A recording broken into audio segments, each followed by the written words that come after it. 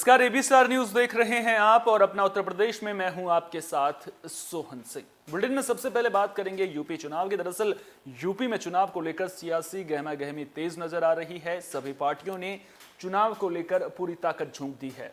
इस बीच यूपी के मुख्यमंत्री योगी आदित्यनाथ ने शामली में चुनाव को लेकर जनसभा की। मुख्यमंत्री योगी शामली में विधायक तेजेंद्र नीलवाल के समर्थन में चुनावी जनसभा करते नजर आए। इस दौरान योगी आदित्यनाथ ने विपक्ष पर जमकर हमला बोला। उन्होंने कहा कि पिछली सरकार की तुष्टीकरण की नीति के चलते कैराना और कांधला में भी कश्मीर की तरह से व्यापारियों ने पलायन शुरू कर दिया था। उन्होंने कहा कि आज दो लड़कों की जोड़ी दिखाई दे रही है। इनमें से एक ने लखनऊ बैठकर दंगों को हवा दी, दूसरा लड़का दिल्ली में बैठकर खामोशी से तमाशा देखता रहा। उन्होंने कटाक्ष करते हुए कहा कि मई जून में वे कैराना मुजफ्फरनगर को शिमला बनाने का काम कहा था, लेकिन यहां तो 2 दिन के मौसम से लग रहा है कि जैसे पहले ही मेरी वाणी सत्य हो गई।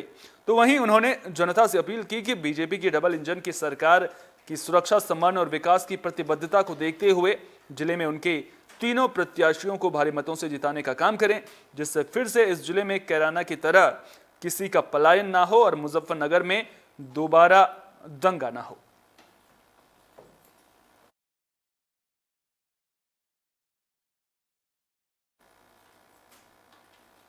यूपी विधानसभा चुनाव को लेकर बीजेपी ने तो पूरी ताकत झोंक दी है, लेकिन बीजेपी को टक्कर देने के लिए समाजवादी पार्टी भी पूरी तरह से जोर आजमाइश करते हुए नजर आ रही है और समाजवादी पार्टी को साथ मिला है राष्ट्रीय लोकदल का। अब अखिलेश जयंत की जुगलबंदी क्या कमाल कर पाएगी, ये तो आने वाला वक्त ही बताएगा।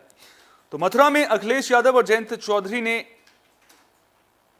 ब्रिज आदर्श इंटर कॉलेज के खेल मैदान में कार्यकर्ता सम्मेलन कार्यक्रम का आयोजन किया, जहां अखिलेश यादव और जयंत चौधरी ने जनता को संबोधित किया। इस दौरान उन्होंने कहा कि हमारी सरकार डबल इंजन की सरकार है।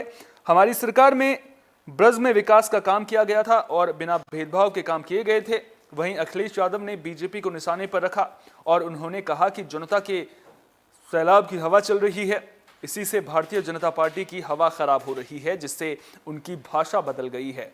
उन्होंने कहा कि हमसे ज्यादा तकलीफ उन्हें जयंत चौधरी से है। जब से जयंत चौधरी साथ आए हैं उनकी परेशानी बढ़ गई है।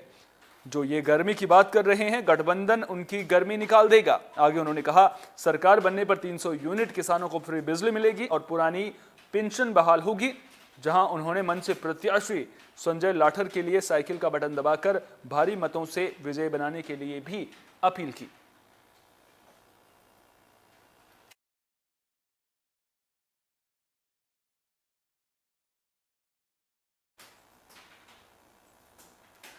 जयंत चौधरी और अखिलेश यादव की जोड़ी कमाल करती है या नहीं, ये तो आने वाला वक्त ही बताएगा। लेकिन दूसरी तरफ बीजेपी की मुश्किलें किसान मोर्चा भी बढ़ाता हुआ नजर आ रहा है। दरअसल किसान मोर्चा के नेता बीजेपी को हराने की अपील करते हुए नजर आ रहे हैं। संभल में संयुक्त किसान मोर्चा की सदस्य और किसान महिला नेता सायमा खान ने सदर सीट के दर्जनों गांव में घूमकर जनसंपर्क किया। इस दौरान सायमा खान ने जनता से वोटों की अपील की, तो वहीं उन्होंने कहा कि किसानों के हित की बात जो भी करेगा उसी को वोट मिलेगा, वरना ऐसे लोगों को नकारना होगा जो किसानों के भविष्य से और उनके परिवार के खिलाफ चुनाव लड़ रहे हैं। आगे उन्होंने कहा कि किसान आंदोलन में मरने वाले किसानों के परिजनों को मुआवजा और उनके परिवार की सुरक्षा के लिए वोट गठबंधन को दें।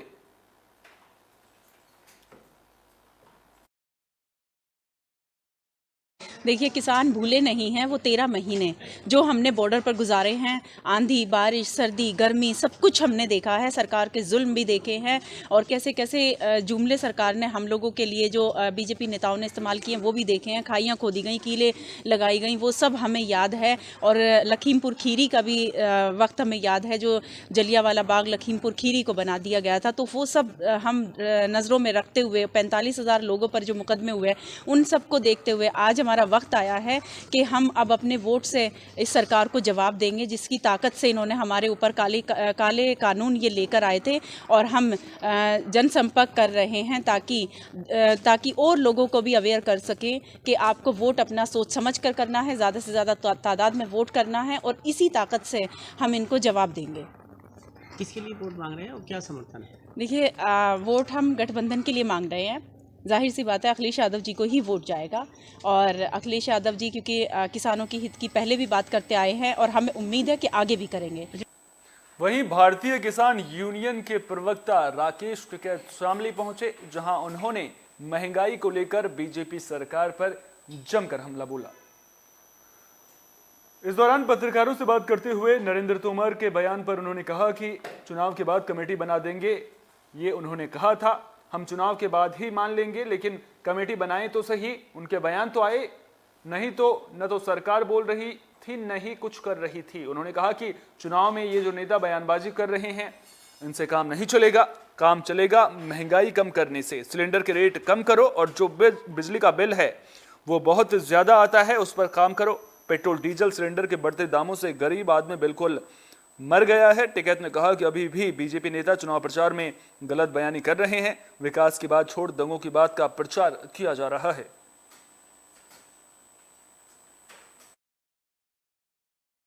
चलो उन्होंने कहा कि चुनाव के बाद बना देंगे, हम तो चुनाव के बाद भी मान लेंगे। वे बना वो तो उन्होंने कहा, तो कम से कम सरकार के बयान तो आए। पिछले 2 महीने तो सरकार बयानबाजी करी नहीं रही थी, ना बोल रही थी ना मिल रही थी। तो क्या मान के चलिए आपने जो विरोध किया था वो विरोध रुक जाएगा? वो तो गांव के लोग हैं भाई, अपना बातचीत तो वे करेंगे ना। हमने गांव के लोग ये कहा कि इनसे सवाल जवाब करो, इनसे संतुष्ट हो। ये कहते हैं ना जो हम देखेंगे और हमें इन किसानों की वोट ही नहीं चाहिए भाई। ये बता दे भाई, किसानों की वोट चाह रही नहीं चाह रही, गांव वालों को बता भाई जाके। अच्छा, जिस आश्वासन पे आंदोलन खत्म हुआ था उस आंदोलन पे क्या प्रक्रिया चल रही वो है? हुआ नहीं अभी। बहुत जगह पर्चे दर्ज है, वे वापसी नहीं हुई है।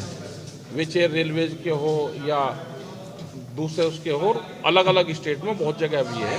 ठीक है साहब, जिस तरीके से योगी जी दौरे कर रहे हैं, क्या मानते हैं कि जाट या फिर एक तरीके से किसान उनका समर्थन करेगा? भाई पता नहीं, हम जाति की तो राजनीति हम करते नहीं और किसानों से वे बात नहीं कर रहे। किसानों से बातचीत कर लीजिए। हरियाणा के बराबर आ रहे बार बार, हरियाणा के उसको टच करके जा। हरियाणा का बिजली का रेट भी एक बार देख लेते क्या है किसानों का। वहाँ 15 रुपये हार्स पावर है। आज आपसे मिलेंगे तो जरूर करना कि हरियाणा में 15 रुपये हार्स पावर बिजली का रेट है और उत्तर प्रदेश में 175 रुपये है 12 की बिजली। तो ये अंतर क्यों है? क्या खट्टर इनसे मजबूत हैं? योगी जी से मजबूत है क्या खट्टर साहब? योगी जी कहते हैं कैराना और मुजफ्फरनगर में बहुत गर्मी है। अरे गर्मी कैराना में और मुजफ्फरनगर में भाई ठंड करवाए दो, बिजली के रेट कम कर दो।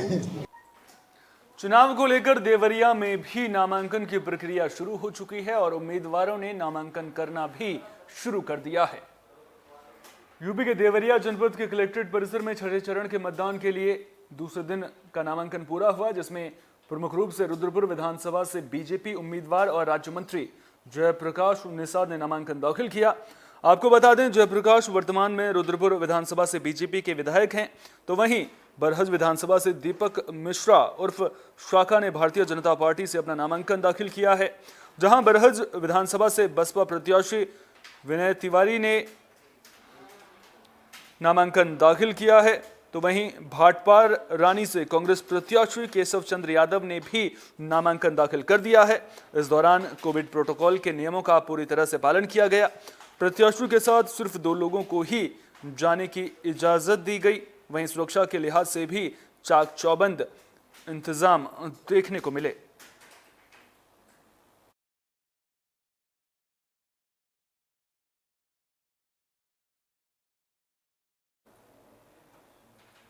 बुलेटिन में अब बात मुजफ्फरनगर की कर लेते हैं, जहां एक उम्मीदवार के चुनावी प्रचार से लोगों को परेशानी का सामना करना पड़ा है।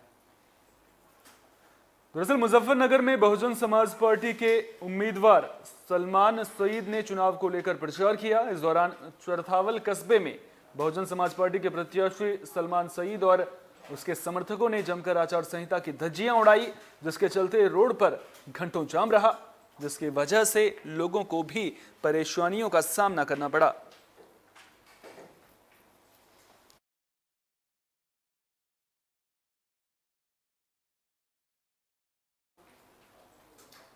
खबर मथुरा से है, जहां पटाखा गोदाम में आग लगने का मामला सामने आया है। आपको बता दें कि इस हादसे में गोदाम मालिक गंभीर रूप से घायल हो गया है। पूरा मामला मथुरा के सुरीर का है, जहां आतिशबाजी के गोदाम में धमाका हो गया और कमरे की छत गिरने से एक युवक गंभीर रूप से घायल हो गया। आपको बता दें कि गोदाम के मालिक रामगोपाल सिंह शनिवार को अपने यमुना एक्सप्रेसवे के पास आतिशबाजी गोदाम पर थे, यानी कि पटाखे के गोदाम पर थे और पटाखे बनाने का काम कर रहे थे। तभी अचानक बारूद में आग लग गई। आग लगते ही बहुत तेज धमाका हुआ। धमाके की आवाज सुनकर आसपास खेतों में काम कर रहे किसान और ग्रामीण मौके पर पहुंच गए और बड़ी मशक्कत के बाद ग्रामीणों ने मलबे में दबे रामगोपाल सिंह को बाहर निकाला। वहीं मालिक की हालत गंभीर होने की वजह से उन्हें अस्पताल में भर्ती करा दिया गया है।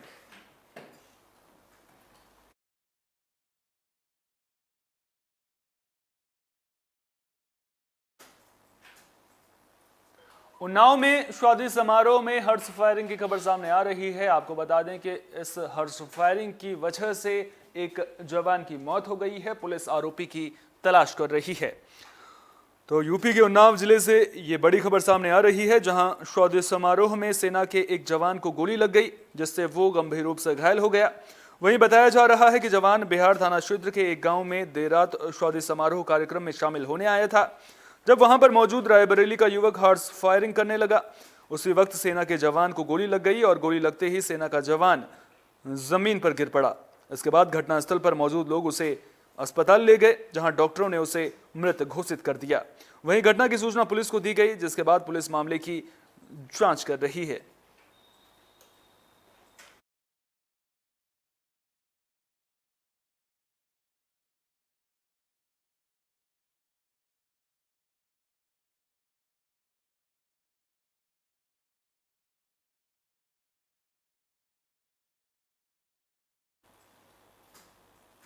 वहीं झांसी में चुनाव प्रचार के दौरान गुंडागर्दी देखने को मिली है और अब गुंडागर्दी का वीडियो सोशल मीडिया पर जमकर वायरल हो रहा है। तो यूपी में विधानसभा चुनाव को लेकर सभी पार्टियों के नेता एड़ी चोटी का जोर लगा रहे हैं। सभी पार्टियों ने अपने अपने उम्मीदवार को जीत दिलाने के लिए पुरजोर कोशिश भी कर रहे हैं। वहीं झांसी में चुनाव प्रचार अभियान के दौरान समाजवादी पार्टी के कार्यकर्ताओं और समर्थकों की गुंडागर्दी का एक वीडियो सामने आया है। मामला मऊरानीपुर विधानसभा क्षेत्र के करगुआ खुर्द गांव का है, जहां बीजेपी के समर्थक चुनाव प्रचार के लिए निकले थे। इसी दौरान समाजवादी पार्टी का झंडा लिए और काला झंडा लिए कुछ लोगों ने विरोध प्रदर्शन शुरू कर दिया, तो वहीं सपा के समर्थकों ने विरोध के नाम पर गाली गलौज और गुंडागर्दी शुरू कर दी।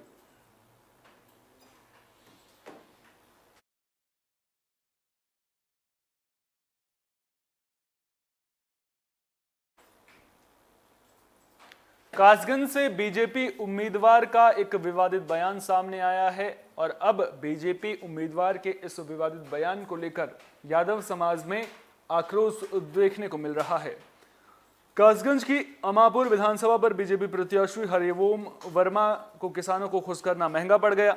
हरिओम वर्मा ने अपना बेतुका बयान जारी करते हुए कहा कि यादव समाज गोवंशों को पालता है और दूध निकालने के बाद रात को गोवंशों को छोड़ देते हैं। ये विपक्ष की बड़ी साजिश है। यह बयान जारी होने के बाद यादव समाज में खासा आक्रोश देखने को मिल रहा है।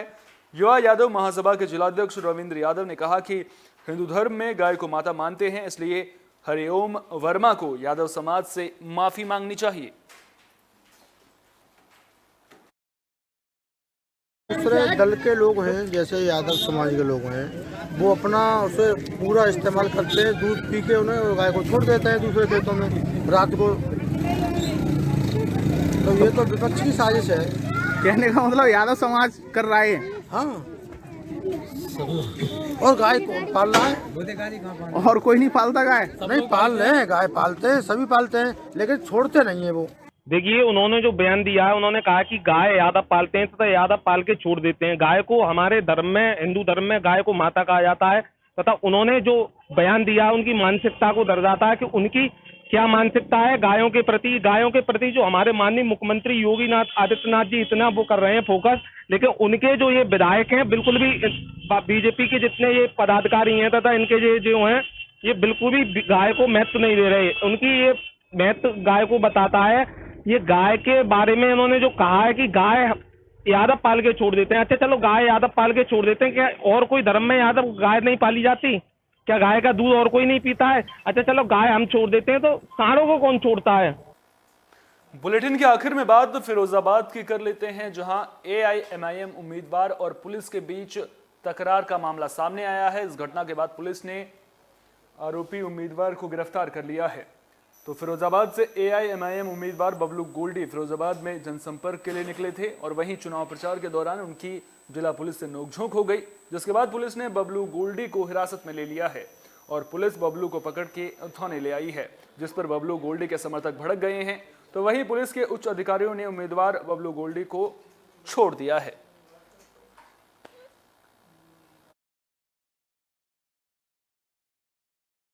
सर, ये AIMIM पार्टी की जो प्रत्याशी बबलू राठौर थे, इनका क्या मामला था? ये थाना रसूलपुर के सामने हमारी पुलिस की चेकिंग चल रही थी, तो उसमें चेकिंग के दरमियान कुछ उन पे सामान मिले थे, प्रचार सामग्री थी जिनको रोका गया था। उसी बीच में बबलू राठौर जी भी आ गए थे, तो उसमें पुलिस से कुछ आपस में बातचीत होने लगी थी, लेकिन बैठ करके उनके पेपर्स वगैरह चेक करा दिए। FST टीम भी आके चेक कर ली है और बाकी इसकी जांच की जाएगी, जो भी सही होगा वैसी कार्रवाई की जाएगी। इस बुलेटिन में मेरे साथ इतना ही। देश दुनिया की तमाम अहम खबरों के लिए आप बने रहिए AB स्टार न्यूज़ के साथ, क्योंकि यहाँ पर खबरों का सिलसिला कभी नहीं थमता।